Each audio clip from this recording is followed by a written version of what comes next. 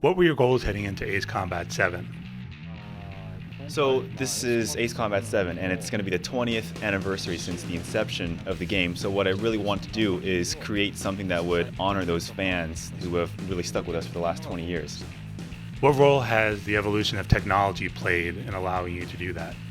So there were a couple things that we were able to do because of this current generation of consoles. And the first thing is, of course, the ability to render the skies. We really want to immerse people in the world of what the skies feel like, textures and everything. And likewise, the VR experience is another important component of the immersion. Creatively, what did virtual reality open up for you and your team?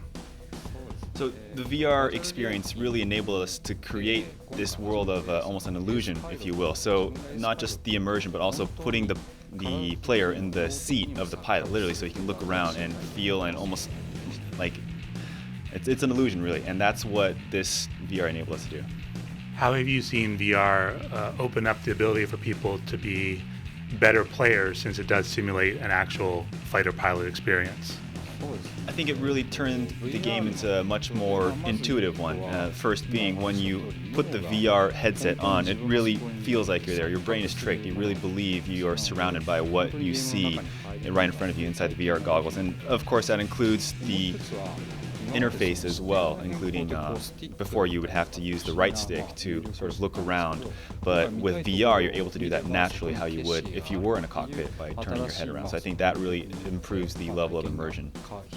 What's it been like working with PlayStation VR at this early stage? To be quite honest, I thought it was going to be pretty simple and I could port most of the game into VR and it would just work. But as we kind of unraveled the mystery of VR, it turned out we needed to develop a lot more, and we needed specific knowledge that is unique to the VR experience, which is why I almost feel like I developed two games. What excites you about virtual reality, having tapped into this technology with this game?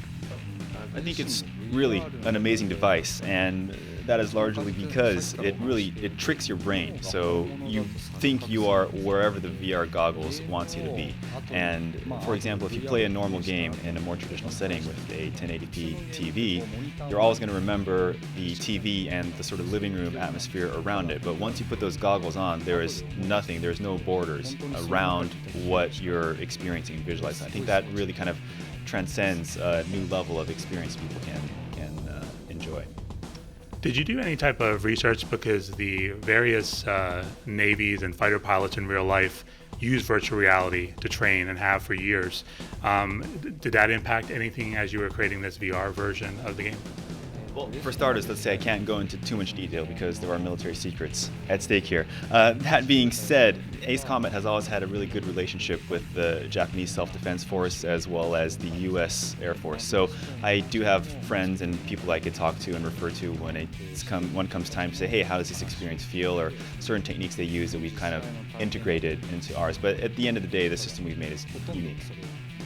At the same time that video game technology is advancing, so too is technology for fighter pilots and the actual planes they fly. How does that impact this latest game? So I personally have little experience when it comes to really hardcore military type of technology, but I always try and imagine, so if I were the pilot, how would I want to interact, how would I want to interface with certain things? And of course, this is a recurring theme that comes up in the campaign mode, where the big theme is drones and unmanned aircraft versus, the role of a pilot in all of this. So I think that is an interesting question that you raise, and I really tried to integrate those themes into the game that I've created this time.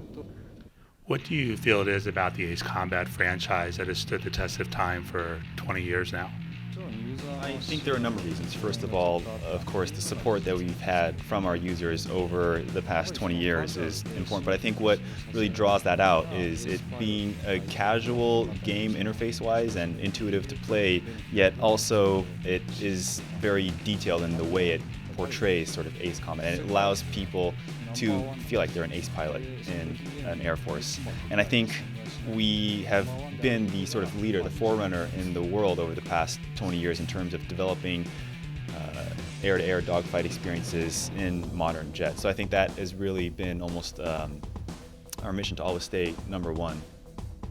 The mission has always been the same, but what's it like for you now to be able to conjure up anything in your head and actually have it now through technology come about through this new video game versus 20 years ago when the technology wasn't necessarily there?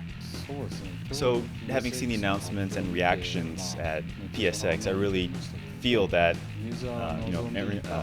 reactions on the internet, this was the Ace Combat that people wanted, and I think it's been a long time in the making where you can really immerse yourself in the world of the skies. But in addition to that, it might seem weird. Obviously, technology has come a long way in the past 20 years, but even now, as I was developing the game, I could feel technological barriers that I wish I could break in order to be more expressive in what we do in this game. So I think there's always going to be that barrier.